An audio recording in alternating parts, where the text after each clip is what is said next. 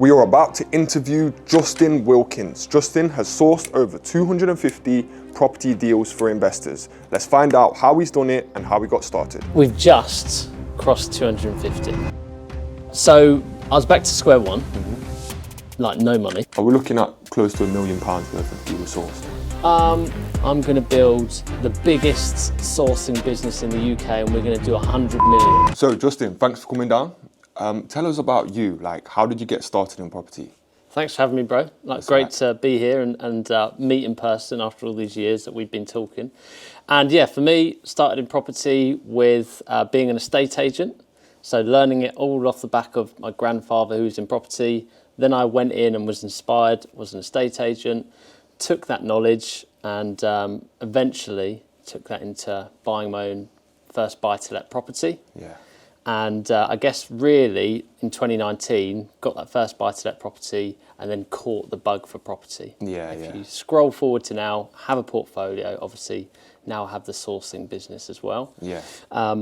If you look at me as an investor now, I guess you could say I run the business first. So I focus on cash flow first and having a business, helping other investors and really prioritising finding good deals. Because the way that I look at it, the more that I can focus on bringing in great deals, finding below market value deals, then the more that I'm going to help build my own portfolio. Yeah. But also going to bring cash into the business, but also we're going to help other investors. I can build a team around that. And naturally, the more that I can build a team, bring in money, I can build my portfolio and be more successful in the long run, basically. What was the TV show like? Talk us through that. Oh yeah, I forgot about the TV show. Yeah, so that was like prior to getting that first buy-to-let. I was like, right, I think I need more. I think I need capital, more capital, because I had a very low amount of capital. So I was like, right, I know property from estate agent days. So what I'm going to do is I'm going to take the knowledge that I have, I'm going to go pitch these angel investors, and I'm going to take my idea of buying a HMO, and I'm going to ask them to invest in it and raise capital. Now, they liked me as a person, and they said, and actually I got contact details off them, and they said that they'd invest in me. They just didn't like my idea so much, or they weren't too inspired by the idea. They said that it's been done. Yeah. Bring us something more juicy. Yeah. Get you. So what happened on the show? Because I've seen it on, I think it was on your Instagram. Yeah. Like with the show, what happened on the show? So on the show, so I went there. It was called Property Elevator, and went there for the day in London in Canary Wharf, and we filmed with all these different property influencers, I guess you could say. They were angel investors, and effectively I went in front of, I think it was 5 of them, including like John Howard, Simon Zucci, and when I'm there and I'm pitching in front of them, when I guess I've made my pitch, that's when they turned around and said to me, look, we'd invest in you, but you need to go away. You need to get more knowledge and bring us something juicier. Yeah, because you know what? A lot of people would have been set back by that. They would have taken that as, right, this is a big loss. I've been kind of rejected in a way. Yes. But you didn't. You carried on. You kept learning. And obviously we've known each other for a while now. We've done some stuff together, like on podcasts and stuff. So talk us through buying your first property. What was the situation? What was your plan? How did you do it? Yeah, so weirdly, maybe I was delusional off the back of that show. Rather than being knocked, I was like, oh, that gave me the inspiration to, they do think I can do this, right? Rather than being knocked. So then I was like, right, they think I can do this. I just need to maybe I need to just go and do this myself. So then I was like, right, I don't have that much capital. So I'm based, just outside of Brighton. I can't really afford anything around here. Maybe I should look further afield. So I'm looking at South Wales. I'm looking at Yorkshire. I'm looking at the Northwest, like Liverpool, Manchester. I'm thinking, I should look at these areas because they're a better return on investment. B, because there's good growth potential, but C, they're the only areas that fit my capital. Right? I buy a house for 50, 60 grand back in 2019. Everyone's telling me not to invest because it was back in Brexit. It was, don't buy a 50 grand house. But I'm thinking, I know property. I've done it for 7.5 years as an estate agent. I kind of know the fundamentals. So did my research, picked Liverpool. I think I did 5 or 6 trips prior to eventually finding a house that I was comfortable to buy. And yeah, I just went for it. It wasn't anything special. It was a turnkey property that I felt I'd bought below market value. Yeah. Purchased it and went through the stress of it, I guess, in the sense of there's a lot of uncertainty, a lot of doubt around it, because you're like, am I doing the right thing? Yeah. Am I a bit mental doing this? Yeah. You know? When I did buy it, you know, went up there with my parents, slept on a mattress on the floor for a couple of nights, did the DIY and you know, the small renovation to it, and rented it out. And it was just that proof of concept that, you know, I can do this. I bought the property, we added a bit of value to it, rented it out, and, you know, no harm was done in the process. Yeah. And that was it. It was like, okay, I don't just want one of these, I want 10 of these, I want 20 of these, you know, and that kind of fire was lit. Yeah. Do you remember how much your first deal cost you to do? Well, so the purchase price of the house was 58 grand. Wow. The total money in was about £16,400. So I actually only put down a 20% deposit. So, I mean, cheap as chips. Yeah. You know? So how much was like the total cost of the deal to do, like including renovation? Was it 16 or was it? Including that, yeah, because we only spent, because my dad and mum and I did basic renovations, like really basic. We only spent like £300-400 on materials. Yeah. And we were there for a few days doing it. So that was 16,400 including that. Wow. So it was like really cheap. Yeah, that's good, man. That is good. Yeah. Yeah. So did you have like a residential property that you was living in that you bought, and then that was your first buy to let, or? Yeah. Okay. Cool. Exactly that. So bought a flat for that, which I'd bought again, fairly good price. We'd added a bit of value to, and was starting to see how property could change my life. And the plan was either work my way up the ladder by doing my residential, or should I buy investments? And I was like, no, I think investments is the way forward. Yeah, for sure. So, Justin, before that, did you have a clothing brand? I did. Yeah. Can you talk us through, like, what was that like? Yeah, I love that you're bringing up the things. Try and take it way back today. Yeah, that I forget about sometimes. Yeah. So before property, I tried a clothing brand because I think there's a part of me which is entrepreneurial and a part of me that wanted to build cash flow before getting into property, so then I could just take cash and throw it into property. Started a gym clothing brand in 2015. Grew that over a couple of years. It was kind of successful in its niche in the south. Okay, no, not successful actually when you compare it to the likes of actual big brands, but we did okay. I was a couple of years in, and I was thinking, actually, I need to either take on board some massive investment here, or I need to think about selling this and going direct into property. Because my focus was always to property, and all I could think about was property. And I was thinking, this isn't right. You know, you shouldn't be building a clothing brand, but constantly thinking about property.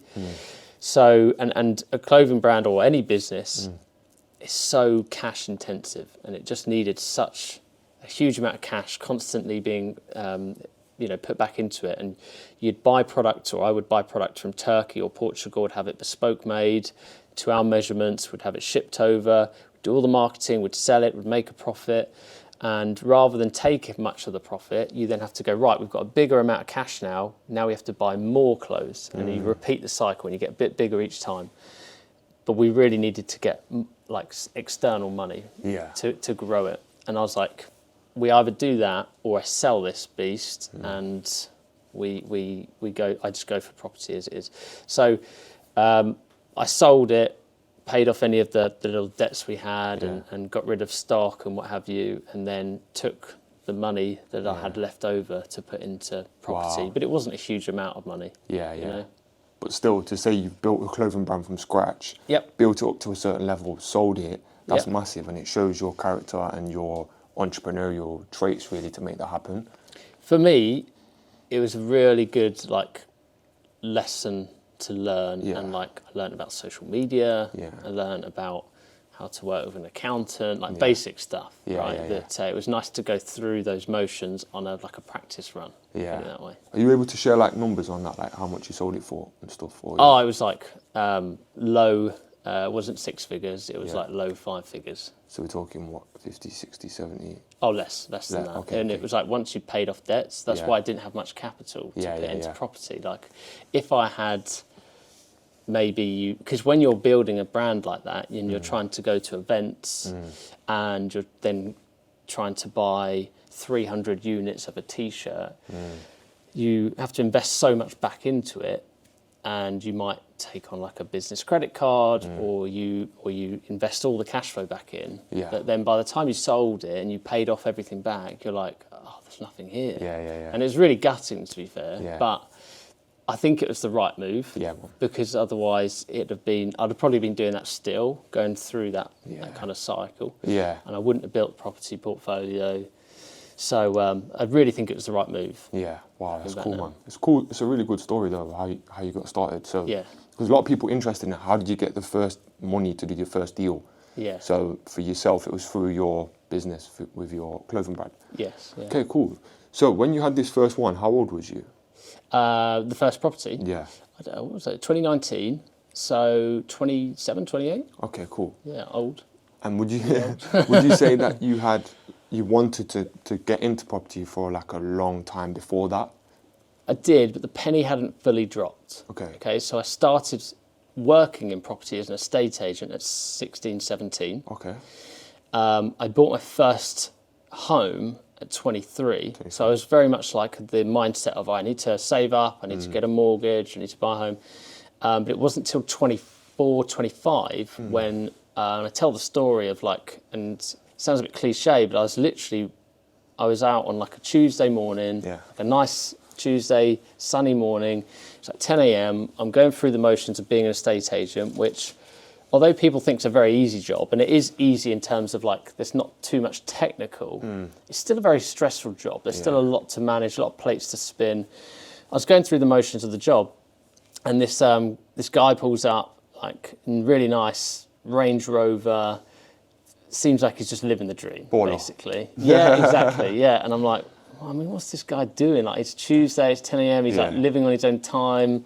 I'm here like just about turned up on time and a bit stressed. And so rather than I showed the guy around the house, but I basically proceeded to spend the half an hour actually just asking him questions about what he did. And I learnt that he's an investor. And I was like, right, okay, I need to switch my mindset here to being, I don't want to be an estate agent when I'm 40, 50 years old. I want to be the investor. And that was when I started to learn and switch my mindset. Wow, okay. So your first actual purchase was when you were 23?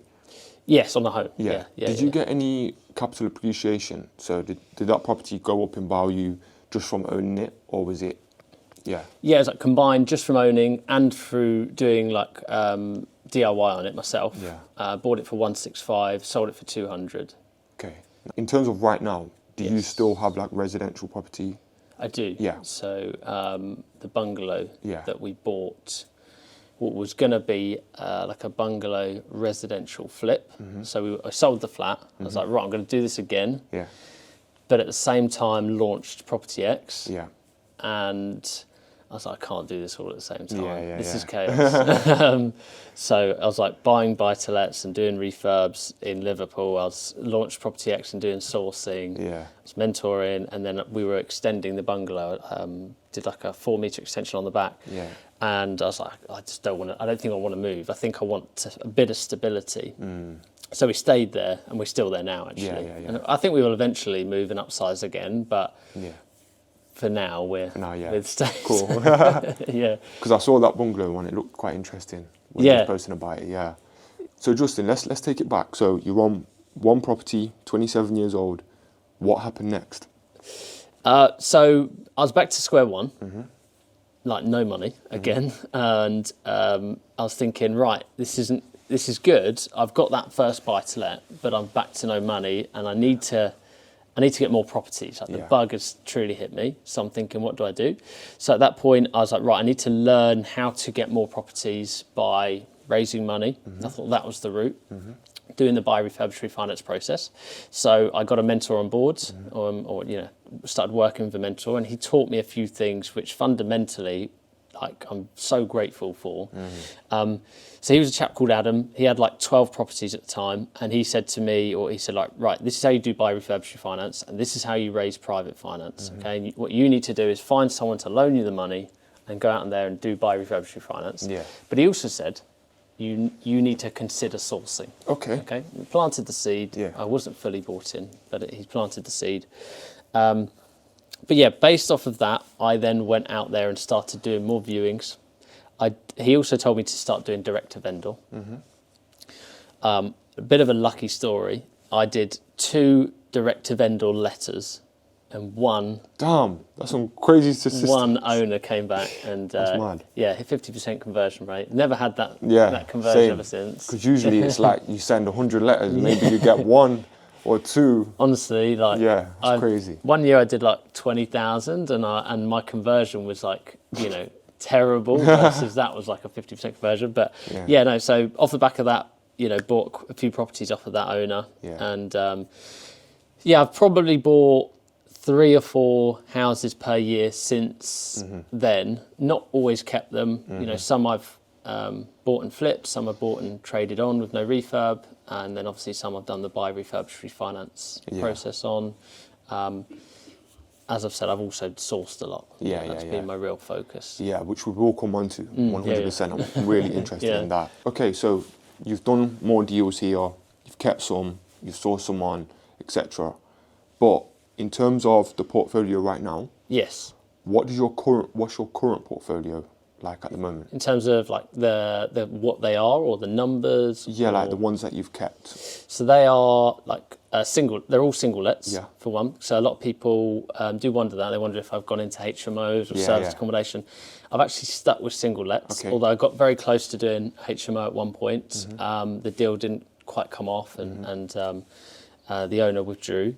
And I think I will get down that route at some point. I did a lot of learning around it at some point and spent a lot of time with Mitch, with Saj. I'm going to spend a lot of time with you today and learn even more.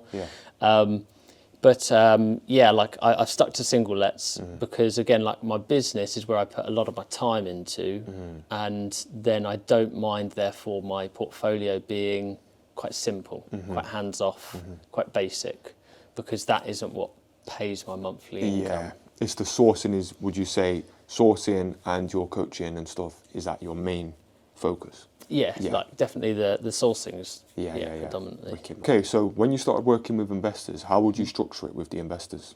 So the majority of people I spoke to wanted to joint venture because naturally, I think a lot of people then there's a bigger slice of the pie for them, isn't it? It's like they're getting a part of that business. They might get 50-50 or something. But when I was starting out, I was quite clear cut, and I said, look, I'm not doing that at this point. I want to retain 100% of the property. Yeah. And therefore I want to borrow 100% of the finance from you, and then I'll pay you a percentage back. Yeah. So the first person I borrowed money off of, and he was fine with, because he, I still work with him this day actually.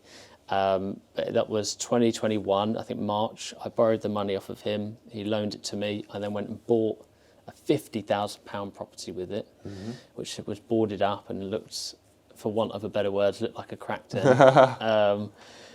And I took that money, did a full renovation, and then refinanced it. I almost forget actually, it was either 80 or 85,000 pounds at the end. Very simple deal, like very vanilla buy-to-let. We did everything I needed in order to. I think I left in to the deal. I'm trying to think now. It was about 12 or 13,000 pounds. Yeah, cool.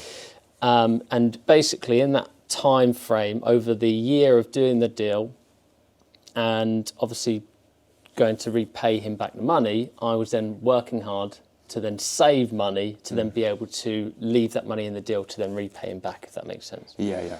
Because if you imagine I'd gone to no money, I'd then borrowed that money. If I'm going to leave any money in this deal, I need to find that money. Yeah. So I'm working hard doing side hustles, working hard at work, because I had a sales role that could earn commission from. Yeah. So I'm thinking, right, I need to build up as big a cash pot as I can here, so I can if I leave any money in the deal, it's all covered. So you can pay him back, basically. And I can pay this guy back. That's always priority. Like your name, for me, name has to be number one. You know, reputation is really key in property. You only get one name. 100%. Yeah. 100%. So have you ever had any bad experiences working with investors? I actually haven't. I'm trying to think now. No, there's been a few times where people have maybe, you know, there's been times where there's certainly a lot like nicer investors because like in the sense that they just let you crack on and they fully trust what you do, no sweat, and they don't want to know about it, they just want their money back at the end of the year, where there's others and they're a bit twitchy, they're a little bit, you know, they want constant updates. I wouldn't say that it's been a bad experience because I just think they just want to understand where their money is. And if they're nervous, then I'd rather them say, because then I can put their nerves at bay by communicating or over communicating rather than them worrying and winding themselves up, I guess. But no, I haven't had any particularly bad experiences, I guess you could say. Yeah, that's good then.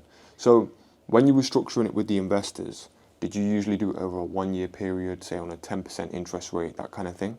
So yeah, 12 months, 8%. Okay, 12 months, 8%. Okay, cool. Reason I was asking is because a lot of people message me saying they want to work with investors, how should they structure it, that kind of thing. Yeah. I've got a few horror stories as well on that. Yeah. When you've been late to pay someone back slightly, even by 1 month, and I've had someone knock on my door with the postman like this, "You've been served." Really? And I'm like, what do you mean I've been served? Open the letter, and it's basically like an official document from a solicitor saying they're going to try and take you to court and try and file you bankruptcy, something like that. Oh, right. It's called a statutory demand. Right. So that was my bad horror story. Yeah. So you told them you were going to be like 1 month late on it? Yeah. Right. I communicated throughout the whole thing. Yeah. And then it was a little bit late, and then, that happened. But luckily, the refinance landed in, and I just paid them. Right. So I was only like literally a month late. And was that was raised money or joint venture? That was raised money. Right. Okay. So that was like working with an investor, 10% interest rate over 1 year. So that put me off from doing that. Yeah. That's why I moved towards the joint ventures. But what kind of stopped you from going with the joint venture route? I know you mentioned wanting to own 100% of the property. What would you say, like fixed return versus joint ventures? What's your kind of thoughts on it? For me, it was not knowing where I'd be in 20 years. Yeah. Okay. Now, it's not for a second like throwing shade on what you do, because I have a massive respect for what you've built, and mate, you've gone a lot further than what I have in terms of your portfolio because of what you've done. Yeah, but I've not sourced many deals at all. Well, no, it was just that I guess wasn't sure what I would want, like what I'd want it to look like in 20 years' time. I'm with you. So I was a bit nervous around that. So then I was like, right, I think maybe if I don't know what I want it to look like, I shouldn't lead someone else down that road. Yeah. Let alone what they might want to lead, what path they want to lead me down. So then maybe I should try and keep 100% ownership. That's not to say I haven't done joint ventures, because obviously I absolutely have, but normally with like a bit more of an exit, like a quicker exit in mind, like flips and stuff. Oh, yeah. And that doesn't mean I won't in future as well. So, I think there are certain people out there as well that, I've worked with one gentleman on lots of deals, and I know with him this ultimate trust, and doing deals with him, I'd happily build, I happily will build a portfolio with him because of we've done stuff so long. Whereas the nerves I've always had is if I meet someone tomorrow, building a portfolio with them, but I haven't got to know them. I'm with you 100%. So Justin, in terms of finding investors, how did you actually find them? That's a very good question. Yeah. So, and this is probably one that I possibly get asked the most. Yeah. Because it's rather than actually going out to find them, I would say actually probably what I try to do more is try to attract them, which sounds like easier said than done, right? What I try to focus on more is how can I show people what I'm doing. Because then people come to you wanting to invest and be part with you. And I think too many people are going out there with not enough experience or not enough kind of credibility or showing what they're doing online. Yeah. They go into an event and they're saying, I've got a project, do you want to invest in it? And it's like, well, people are standing there like, well, how can I trust you? Who are you? What are you doing? Whereas if that person had built a profile, given that kind of social proof that they're doing something and that they could follow, that someone can follow them, that's where you're going to build that trust with people, and you can do it on a scalable level as well. So I think if you can actually show people what you're doing in property, which is why I think personal brand in 2024 going into 2025 is like a must-have. Yeah, it's really important because that's where we grow everything. That's where I grow a sourcing business. That's where you grow your portfolio of joint ventures. That's where I raise money. That's how we do anything and everything is through people knowing who we are. And I think everyone needs to do that now. So if someone wants to find investors, they should be thinking about how can they attract them to them. Because it's like inbound versus outbound. So like inbound is the people that approach you. Outbound is you approaching someone, you know. And I think as well, just having like a solid elevator pitch kind of thing, like, having something to offer, you've got your structure, you know what to do, you know what to say, that'll be helpful. But I think that solid tips there for new people, they have to put themselves out there. As you said, 2024, 2025, everything's social media now. So build a presence. And I think as well, we're quite similar with our kind of the way we've positioned ourselves is authenticity, showing the good and the bad. And like even just documenting your journey. Like you've had times where you've had bad things happen with your portfolio, nothing crazy, but maybe a deal didn't go as well, or you were stressed at times and you showed it, and that's why people are wanting to work with you because you're likable, they trust you, you show the good and the bad. So and there'll be people watching this and they're like, who's this guy? I don't like this guy, Justin. And that's fine. Do you know what I mean? Because there'll be a lot of people that do like me, and there'll be a lot of people that don't like me. But I just have to, I have to show who I am. You show who you are, and naturally, then people decide if they like us or not. And that's how we kind of, I guess, our brand comes through. But by showing that and by building a brand online, even if I do want to go and find more investors tomorrow, if I go to an event and I guess I go up to people, and even if I do outreach now, people might not know me, and I go, "Hi, my name's Justin Wilkins." When they leave the event, I've given them a card, I've shaken their hand. They've got something to go and look up online. It's a footprint, digital footprint. And if they go to your YouTube, they're going to be shocked, like, "Whoa, this is cool." Watch 10 of your videos. They can bore themselves to sleep. So would you say then social media has helped you with your property journey massively? I owe everything to social media, really, because I think I'd have always built a portfolio for definite, but I think my journey would have been a lot slower. If you need a really good mortgage broker, then I recommend Mortgage Style. They're the best in the game, and I've had 5 brokers tell me no. Mortgage Style tell me yes. So, Justin, I just wanted to ask you, you've sourced, how many deals is it now? We've just crossed 250. Wow. Pretty big milestone. That's crazy, man. So for people that are watching that don't know what deal sourcing is, can you explain it just in brief? So deal sourcing is basically pairing, I think, an investor to a property that's been secured.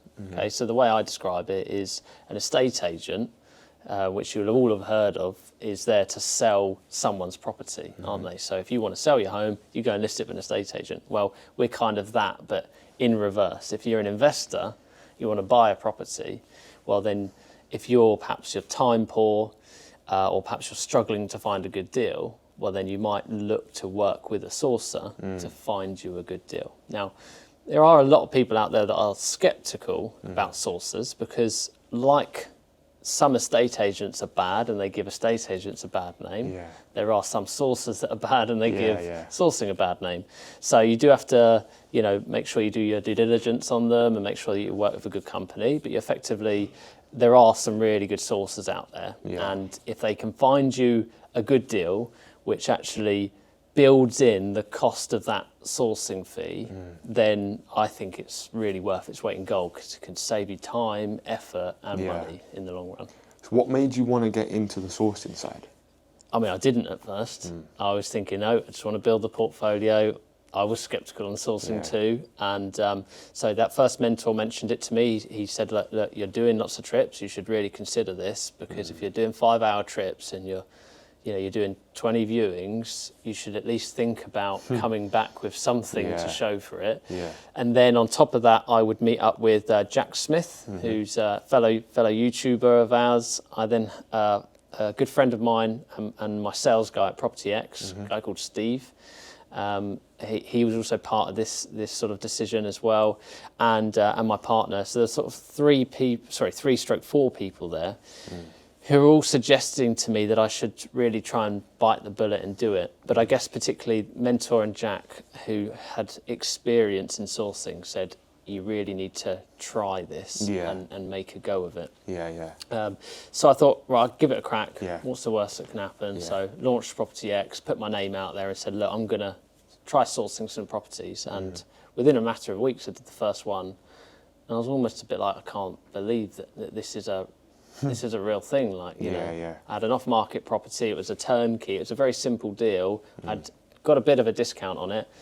A buyer, you know, who I was aware of, came to me and said, look, I haven't got time. I don't really, know how to go and view a property, negotiate money off of it, but I want to get into investing. I'll take it if you walk me through it. And I was like, wow, this is a really good business model for me, because I'm lacking in capital as an investor and I'm seeing lots of deals. So Justin, from all the deals that you've sourced, how much money would you say you've made from sourcing fees altogether? I mean, it sounds a bit vulgar, doesn't it? Hey, this is YouTube, man. Yeah, like we ask these questions. Yeah, true. So 250 deals. When I started off, I didn't value myself. So I would, for the first few deals, I was charging like £2,000 a deal. Quickly moved on to about £3,000 per deal. Now we typically charge £4,000 or £5,000 per deal. So £4,000 for a BRR, £5,000 for a flip.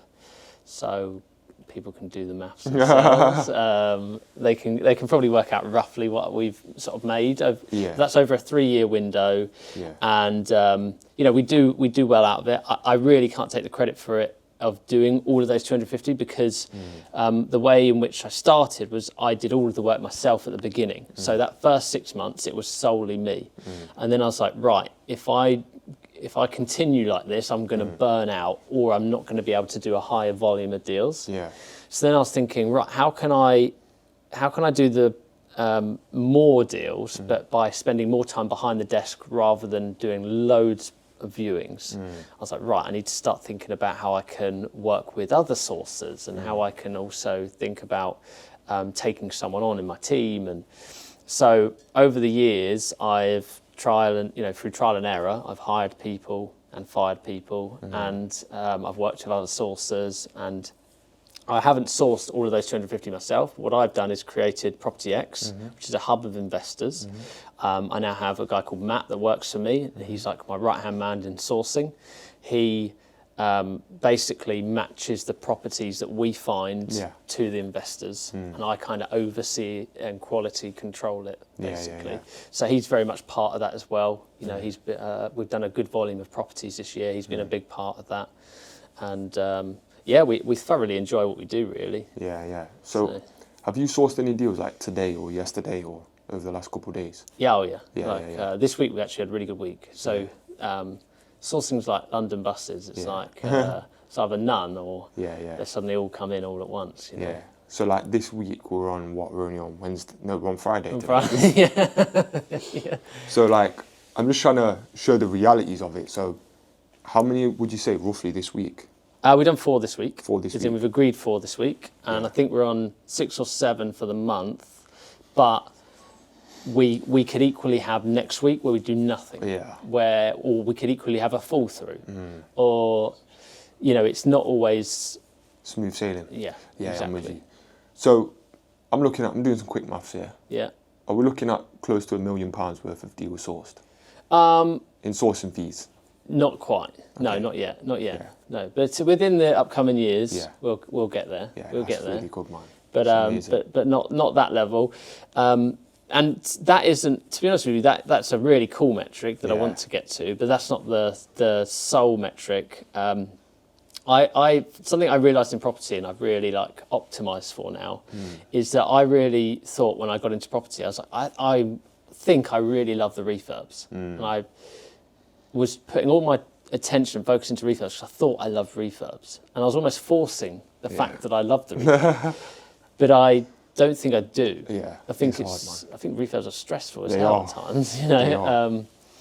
And in actual fact, I think it's the transaction of the deal that I really love. Yeah. I love finding it. I love negotiating it. I love seeing it. I love analysing and seeing a deal come together, creating the pack, and actually that's what I really enjoy. Yeah. Oh, that's cool, man. It's good that you know what it is that you like and what you know. Yeah. What would you say your biggest strengths are in property that's allowed you to source 250 deals and do all the other stuff that you've done? I think it's connecting people. So whether it's connecting investors, whether it's connecting sources, whether it's connecting deals, agents, direct to vendor deals. Like I am good when I actually get my teeth stuck into something. I'm very good at negotiating and copywriting. That goes back to being an estate agent because I really understand the interaction between the offer, the owner, the person, the potential buyer. And that's how I've been able to buy stuff for my own portfolio at like massive discounts, like 30 to 40% discounts, which people don't believe when I say, but like I try and buy the really big discounted stuff. That's probably where my strengths are, and that's probably ultimately why I end up spending most time there because that's why I enjoy those things, you know. No, it makes sense. And like, what's your future goals with your property businesses? So to continue growing the sourcing business, never to optimize it for being, and I've said this in a video in the past really, I see other people in the property industry and they're like, I'm going to build the biggest sourcing business in the UK and we're going to do 100 million, right? I think that's great, a great thing to go, have as a goal, but that's not really sending the right message to your customer because you're kind of just saying, you're aiming for money, right? And all you're doing is chasing money. Ultimately, I think what you're better to do is actually just try and build the best business you can because what you want to do is provide the best service because then if the customer's happy, they'll come back and then you'll make more money. What I want to do is build a team around the sourcing business so that flows really well. And then I can start to step away and out of it a little bit more. I remain be the marketer because I love doing these videos and enjoy that. And just continue slowly building my portfolio. Like I don't rush building the portfolio. I add a few units to it a year. And just enjoy it. Do you know what I mean? Just enjoy what we do, basically. No, I love that. That's great. So, Justin, right now there's lots of changes going on in the property market, the property space. Yes. We've had obviously the Labour government. They've changing things up. They've announced the budget a couple of weeks ago. What is your thoughts on the current property market and all of the government changes? I'm very frustrated, and I think they're really squeezing us, and I think it's a real shame because I think if I have to get into it, because ultimately, if you really wanted a quick answer out of me, what I would say to you is I'm aware of the changes, I know what they are. I try not to focus on things I can't change, right? But that's not the best answer for what we're sitting for here now. But ultimately, I think what's really important is to, I guess, address the elephant in the room, which is the fact that they are bringing these things in. I just don't think they're the best for the actual end user, the end user being the tenant, okay? So they think they're doing what's right by the tenant and right by the UK, but they're not. By squeezing the landlord, you actually make circumstances worse for the tenant, in my opinion. Because now, any time that our margins are squeezed, we're not saying we take it out on the tenant, but ultimately it works its way down the chain, doesn't it? Rents increasing. rents increasing, and maybe that some landlords are a little bit more lax on spending money because they're having to watch their margins a bit more, and perhaps they turned a blind eye to things. And I just think that's the wrong approach. You almost want to make it not an easy ride for landlords, but you want for it to be a profitable business so that they can put more money back into the properties. They can make the best possible living circumstances for tenants. Not only that, but I have a really strong view on this, is that I think by squeezing out individual landlords, you and I, you're making room for the larger landlords, the corporations that are coming in. So everyone that sees it online, okay, and that don't really know, the kind of the haters, they go, yeah, get rid of landlords, and they think that they know what's going on. Yeah. It's really dumb comments, because actually what is going to happen is that large corporations like Lloyds Bank, who have pledged that they're going to buy 50,000 properties, John Lewis, who have teamed up with an insurance company, and they're going to buy, I think it's 10,000 properties.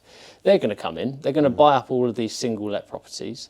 And do you think they are going to, when they own 50,000 properties, do you think they are going to be a good landlord? Probably not. Yeah, it's crazy. But you raised some good points there, Justin. I feel like, the Labour government right now, I do think they're trying to squeeze money from landlords and from wealthy people. So, yeah, is it good or bad? I know we're going to have to see what happens to house prices. That's going to be the interesting thing. But I think I've heard you say this before, and I believe it as well. Property is a long game. I even bought your T-shirt, which said "long game." Yeah. I love that T-shirt. I'm waiting for you to drop some more, man. I should do, actually, yeah. Justin, what's your kind of thoughts on AI right now? I know that's obviously a big topic right now, AI, but within property specifically, what's your thoughts on it? Yeah, massive topic. Probably not the greatest person to ask around it, and Alex, my videographer, will attest to this, because he's always trying to encourage me to use it, and I'm not adapting to it quick enough. I've spoken to a couple of people within the industry, because I think, for me, there's probably a gap to use it within the finding of properties. I think this, property is it's a very variable product. Okay, it's not if we're selling water bottles or hairbrushes or cushions, whatever we're selling, if they're the same thing, you have the same product. It's very easy to implement something to be able to scale it. Whereas property, because each one is different, there's a lot of variables to it. But I still think you can implement something like AI into helping you find it, even though there's a huge amount of variable and variation in it. And I think it could be brought into the seeking of below market value properties by finding certain attributes of houses that are listed online. And I did talk to someone who was actually previously like a mentee of mine. He built a system, and it was meant to be sort of finding and noticing those things, of properties that come online to portals. So kind of had initial conversations, but haven't explored it enough. But that's probably the limitation that I currently have, that I'm so focused on building like business fundamentals that I'm not utilising that currently. What about you? Me, I think, I don't even know, about AI. I'm the same. I'm not that clued up. But I know with ads, for example, I've started dabbling in ads, and I'm almost thinking about running ads targeted to property owners that want to sell. Right. Because I tried to get a lot of leads through, posters. I put like a load of posters around Nottingham, but I was just getting weirdos calling me all the time. And I wish I didn't do it, because I put my personal number on there. So that was a mistake. But I'm looking in the ad space now, and I'm thinking, okay, I know how to do it. I know how to run the ads, target them and stuff. But I think I could do something around automation with that. And I think, but in terms of AI with property, it's hard, man. It's I'm just trying to think of how I can incorporate stuff, but I don't know. I'm not clued up about it. So I'd say it's a really good idea, to adapt it with something like adverts, online, because AI is a very adaptive thing, isn't it? Yeah. So. Do you run like ads and stuff? I have done in the past. Again, for finding direct to vendor leads. Done a lot of like letter campaigns like yourself, and had mixed success, okay. and yeah, like you said, you do get some unusual things come through, but no, not in terms of for finding investors, because I do a lot of that through our organic kind of YouTube content, and I don't do it for any of the education stuff currently. Cool. So Justin, with finding the best deals, what would you say the primary strategy is, or do you just focus on 3 different ways of doing it? So you've got one's on Rightmove, you've got direct to landlord. What's your main focus in terms of what would you recommend people do to get the best deals?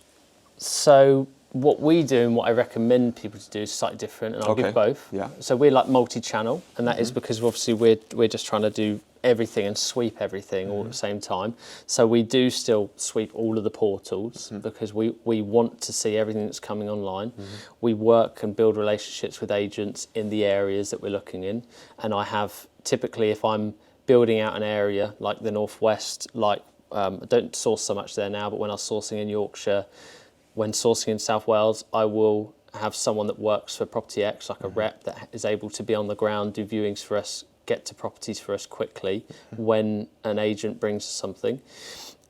We'll also do direct to vendor, and we'll also work closely with traders, cash buying companies that can bring us discounted stock as well. So we've got like multiple different channels.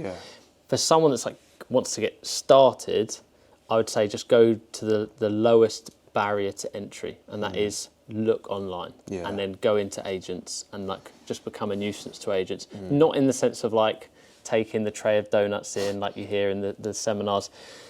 Just be a good person, explain that you're new but you're really committed to try and become an investor, and don't necessarily go in and say I'm a sourcer, but say that you're an investor, you're trying to find good properties with discounts, and just try and learn it and just be a good person rather than trying to be a know-it-all, because an agent can see through that quite quickly. But just become a master of an area and be a master of your niche. So pick that area, a certain style of property. Don't go after everything like, plots of land, an old converted barn, buy-to-lets. Pick like, right, I'm going to do BRRs and flips. That's it. Because then you really become the master of that style of property in that area. So the minute something comes on, you can, I know that's a good deal, or that's overpriced. I'll watch it and see what happens. I feel like people need to be picky with what they buy, because I think a lot of new people, they'll do like a couple of viewings and they'll buy one of those deals, maybe on Rightmove, where realistically, especially for the first one, if they don't have like a £1 million to use, if they're working on a small budget of say, 50, 60, 100 grand, they need to get it right. And I think they need to be picky and, look at all different avenues, Rightmove, direct to landlord. And also one thing I think has really helped a lot of people is, one thing that's helped me, is telling my friends and my network that I'm looking for deals. Because I'm sure you've had it, Justin, where you've had your friend say, I know this landlord that's selling up, or I'm in this Facebook group and someone's just messaged. 2 of my best deals came from just friends that came to me with direct to landlord leads. One of them was through a Facebook group, and there was 2 properties direct to landlord. I bought both of them, BMV, HMOs as well. And then the other one was through letters. So they went and did the letters to try and get leads that way. They got great leads and they came to me with it because they didn't have enough money to buy it. So and you give them a commission or something? I gave them a sourcing fee. That's a really good idea. Incentivise them to do it then, don't you? So when you was initially getting into property, was you doing all of the viewings yourself, the sourcing yourself, everything yourself? Everything. And now you've learned to like leverage other people's time. Which I think that happens naturally over time. And you can carry on doing everything yourself if you want, but you'll be capped in terms of your output. And I think a big part of business is delegating time-consuming tasks so you can focus on the big stuff that you need to do. Which is hard. But I can see with your guys, you've really put time into doing that, which is good to see. Yeah, exactly. But for me, it's been like baby steps of growing the team. Because I had an admin assistant that I trained how to find deals, and then now she basically does 90% of my deal sourcing. Really? Yeah. So. And she gets paid fees for each one. Amazing. Yeah, man. Good. But the deal sourcing side, what's the hardest part about it? The hardest part is probably consistency. Because, again, like if we were, going back to when I was talking a little bit about AI, if we were selling a consistent product, you know, like I said, the cushion idea, right? If I was just selling cushions and that's my business model, you're selling one product, so now I can run ads to that one product and we can just monitor traffic to that. I can run paid ads, I can go to trade shows and sell the cushion, whatever I do, right? Whereas the problem with property is that it's a variable product, and not only is every property, or most properties are slightly different, but also every owner is slightly different. Okay, so you could have two terraced houses next to each other, and this owner loves their house, they want maximum price for it, and they want to stay there forever. And then the property next door to it, the person's fed up, they're in debt, they want to leave, and they don't care what price they get for it. So you've constantly got different things at play. So because of that, there's a lot of inconsistencies, and you can't forecast what the future's going to look like. So I guess you could say that's the difficult part of sourcing is, and that goes back to why it's a little bit like London buses. Some weeks you'll have like loads come in and you're stressed. You're like, God, I don't know how I'm going to get through this week. We've got too much to do. And you start work at 7 and you finish work at 8, you know, and it's a long day. And you do the same again the next day. The next week, you're never twiddling your thumbs, but you're like, God, there's no deals coming in. Like, you know, we're gonna sell anything ever, you know, which is just, it's partly business, isn't it? Right. So, you know, for new people starting in property, do you think that deal sourcing is a great strategy for them? I do. I think the misconception is that, you know, it's sold as a dream at courses because you don't need money. So then go out and do sourcing. The problem is that if you've never bought your own property, you're lacking in the feeling of what it's like to go and buy a property. So the kind of the feeling of emotion, the feeling of that kind of the putting that capital at risk. And although you shouldn't have feeling and emotion when buying property, it's going to happen. But also you don't have the experience of buying a property. So then to go and find something for someone else when you don't have that experience it's a hard thing to manage. So that's the only thing I would say is that it is a great beginner strategy, but you need to try and navigate around the fact that you don't have experience yourself. So you just need to, as quickly as you can, spend time around people that do have experience to understand, A, what a good deal looks like and what being in property looks like, understand what going on a viewing looks like and you know, spotting problems in properties looks like, and be able to think from an investor's perspective. And that's where I think people lack when they haven't done the deal themselves. And that's why when I got into it, I was successful quickly because I've been the investor first. And like, I think as well, people need to look at their goals as well, because if their goal is straight up, they just want to make chunks of cash, you know, then deal sourcing. If they want that consistency, they might want to be looking at building a portfolio. But obviously, if someone gets really good at deal sourcing, it is consistent. Like with you, for example, you've been smashing it. So, you know, there's big money to be made and you're helping a lot of people to find deals for them. I just think it's difficult, isn't it? Because you've got new people, they've never purchased anything themselves. And if they don't have the right people around them or the right education, then I wouldn't think it's the best strategy for them if they don't have the right people. If they do, then it could work, but it depends on their goals. I think going back to something you just said there, which is really important quickly, and that is that if your goal is to build long-term consistent income, it's not the journey to go down. And I set off with the goal of, you know, playing the long game, and that a lot of people think that's sourcing's contradictory to that, which it is slightly. But what I'm trying to do is build a business which then allows me to build a portfolio. So I'm trying to build a consistent flow of two things: consistent flow of good deals that I can buy, and a consistent flow of cash that I can use to buy the good deals. So that's why I'm doing sourcing. But if the goal is to build a portfolio for the long term, it might not be the best thing because it's very short term money. Yeah. And if you're working in London, you've got a successful career, and you don't mind it, and you think you're going to do it, like why would you do sourcing?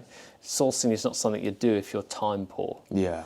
You need time, and you need to probably have the idea of going into it full time in the future if you really want to give it a good shot. Yeah, but it's pros and cons, isn't it? It's pros and cons, like with any strategy. 100%. Like with the strategy I, really focused on, BRR, there's been about 3 times where I've nearly gone bust. Yeah. I've nearly been wiped out due to lack of cash flow because I was constantly putting my last pennies into my deals. Yeah. Obviously, I'm so glad I've done it and it's worked out. But there's been some scary times for me, man, some stressful times. Yeah, I imagine. And, if I had like a secondary strategy of sourcing there, that probably would have helped me to be able to do my BRR stuff, but then occasionally just sell a deal, 5K, 4K, 3K. It comes in and it's helpful with the cash flow. So yes, yeah. So like I've only sourced about 6-7 deals in my whole career. I've been doing it 7 years. So why have you sourced them out of interest? Where? Like why did you source them? You know what it was? One of the best ones was because basically I had an investor, a JV partner, but they pulled out last minute. So I just thought I'd sell it to my friend who's a developer. I did that, and then similar kind of situations. But what put me off on the sourcing side was the time wasters I would get. Yes. How do you navigate that?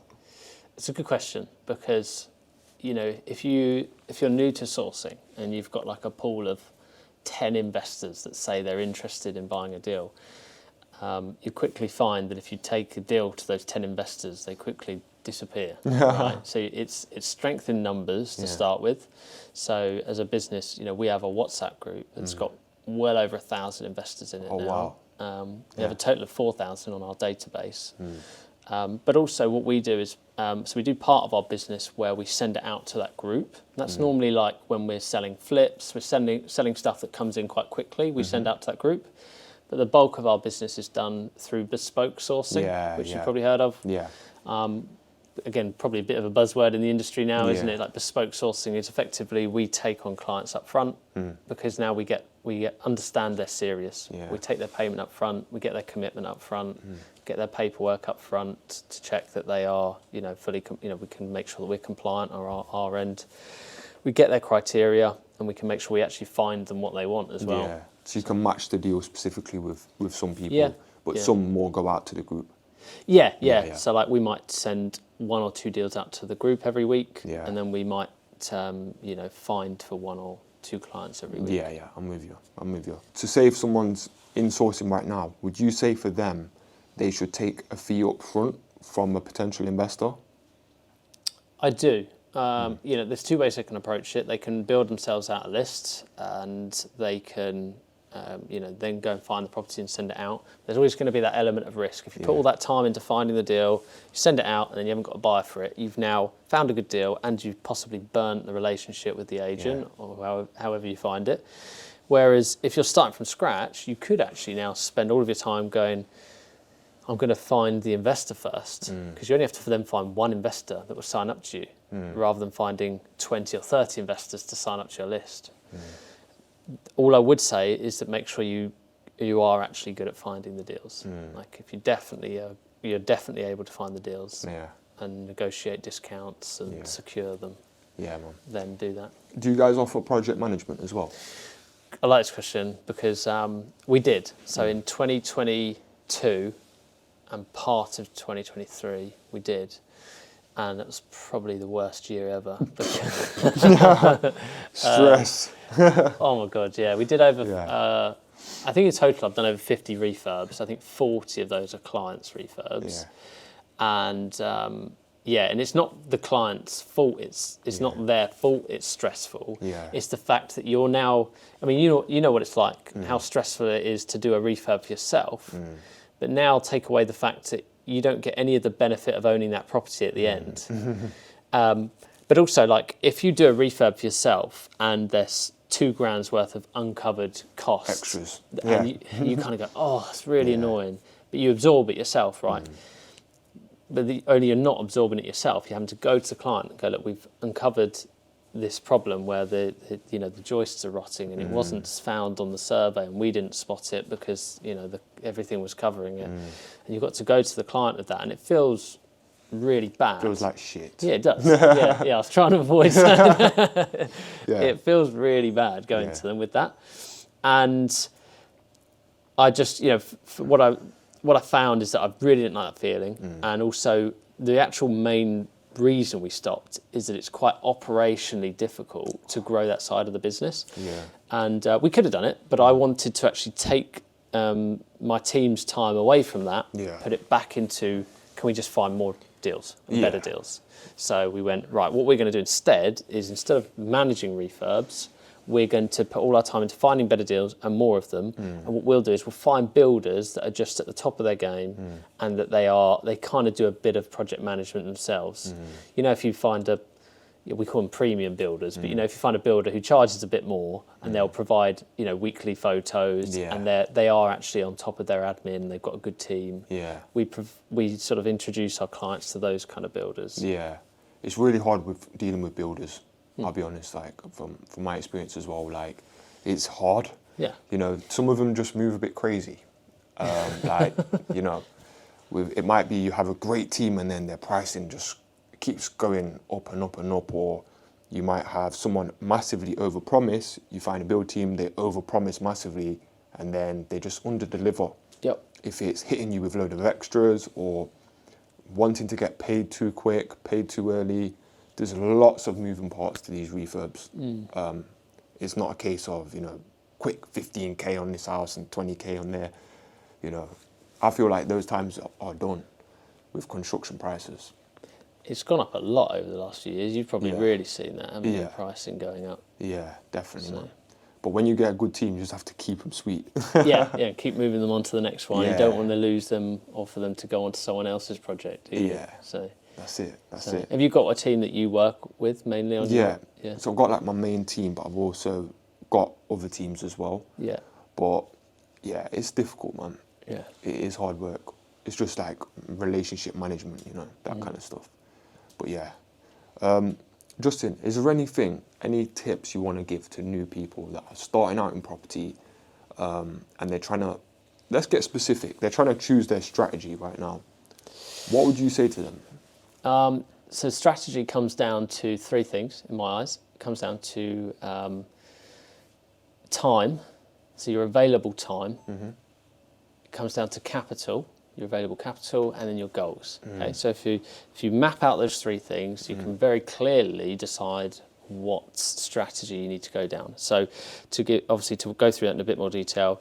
So if you talk about time for a second, if your plan is, if you've got lots of available time right now and you're like, I just don't know where to put this time, I need to get started in something, well, you probably want to go into a strategy where you can throw yourself into it. That probably isn't buy to let. It probably is sourcing rent to rent, possibly something a little bit more hands-on. Whereas if you are lacking in time, then it could be completely different. You might want to do something where it's not going to require too much of your time element. That's a okay example, right? Capital being probably a better example. If you're lacking in capital, you are going to need to do sourcing, rent to rent, something like that. Whereas if you've got lots of capital, you're going to want to do something more that's HMOs, something like that. So play off of time, play off of capital, and then think about your goals. Because again, if your goal is to stay working in your job and build something on the side, don't do sourcing or rent to rent. Build a portfolio, because I see so many people that they kind of switch, they want to stay working in a career, but they've built a rent to rent portfolio, and I'm confused by that, Whereas if you are looking to immediately get out of your job, then maybe you do want to do sourcing or rent to rent. So allow those three things to kind of help you map out the strategy. That's what I would say. In terms of advice, I think get very clear on that strategy. I think always let numbers do the talking, and learn to really remove emotion quickly, because when you've not done a deal before, emotion's like the biggest factor. And it still is like, but each time you do a deal, you're able to remove a bit more emotion. Yeah. After you've done 29, you've probably, you're down here, but when you did number 1, you're up here with emotion, So you need to quickly get used to that. Yeah, so don't buy the house with all the nice trees and plants around it that you love the way it looks. Yeah. Don't do that. No. You know, look at the numbers first. Yeah. Yeah. So like numbers first in terms of, there's obviously like cash flow, potential growth, but don't do it to the extent of like going to the cheapest part of the UK where there's really bad crime rates, right? Yeah. Try to be balanced and think about what's going to be a good long-term investment. Yeah. You know, if you're doing a BRR, I would rather leave 15 grand in a deal at the end, but it be a much better location than leave no money in, but it be a really hit and miss location, a dodgy location. So think about the balance. I've got a few in dodgy locations. Yeah, you always do it once, and then you kind of learn from it a bit, don't you? Yeah, you do. It's hard to balance, but Justin, one thing I really respect about you is your attention to detail is really, really good. You know, guys, if you've not seen Justin's channel, check out his YouTube channel, guys, and you will see exactly what I mean.